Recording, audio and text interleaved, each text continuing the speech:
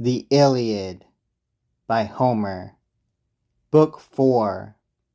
The truce erupts in war.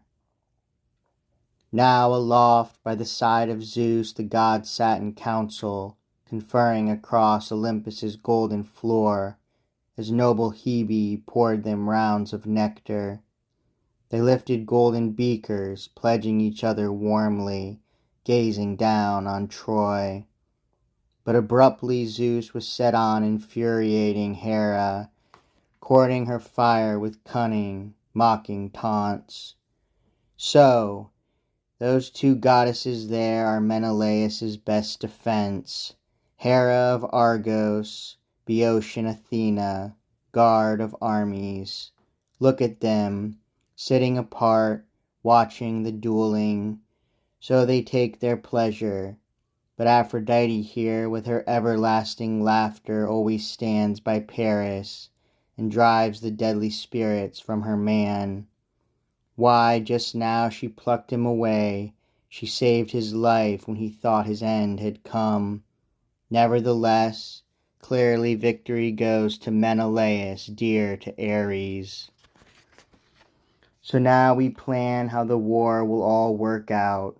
Do we rouse the pain in grisly fighting once again, or hand down pacts of peace between both armies? Ah, if only it might prove well and good to all. To every immortal god, men might still live on in royal Priam's citadel. And Helen of Argos, Menelaus just might lead her home again. So he mocked as Athena and Queen Hera muttered between themselves, huddled together, plotting Troy's destruction. True, Athena held her peace and said nothing, smoldering at the father, seized with wild resentment. But Hera could hold the anger in her breast no longer, suddenly bursting out. Dread Majesty, son of Cronus, what are you saying? How can you think of making all my labor worthless, all gone for nothing? Mortal labor, the sweat I poured, my horses panting, spent from launching Achaea's armies, heaping pains on Priam and Priam's sons. Do as you please, but none of the deathless gods will ever praise you. Rising in anger, Zeus, who drives the storm clouds, thundered, Insatiable Hera, how great are the pains that Priam and Priam's sons have heaped on you, that you rage on, relentless, forever bent on razing the well-built heights of Troy. Only if you could breach their gates and their long walls, and devour Priam and Priam's sons in the Trojan armies raw. Then you just might cure your rage at last. Well, do as you please. But in days to come, don't let this quarrel breed some towering clash between us both, pitting you and me in conflict. One more thing, take it to heart, I urge you. Whenever I am bent on tearing down some city filled with men you love, to please myself, never attempt to thwart my fury, Hera. Give me my way. For I gave you this, all of my own free will, but hardly willing.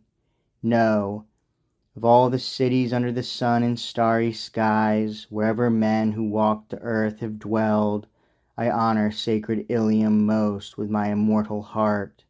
Priam and men of Priam, who hurls the strong ash spear. Never once did my altar lack its share of victims, wine cups tipped, in the deep smoky savor. These are the gifts we claim. They are our rights. And Hera the queen, her eyes wide, answered, Excellent. The three cities that I love best of all are Argos and Sparta, Mycenae with streets as broad as Troy's. Raise them, whenever they stir the hatred in your heart. My cities, I will never rise in their defense, not against you. I never grudge your pleasure. What if I did protest, forbid you to raise their walls? what good would protest do? You are far stronger than I. Still, you must not make my labor come to nothing. I am a god too, my descent the same as yours. Crooked-minded Cronus fathered me as well, the first of all his daughters, first both ways, both by birth, and since I am called your consort, and you in turn rule all the immortal gods. So come, let us yield to each other now, on this one point, I to you and you to me, and the other deathless powers will fall in line. But quickly, order Athena down to battle now, into the killing ground of Trojans and Achaeans, and see that the Trojans break the sworn truce first, and trample on the Argives in their triumph.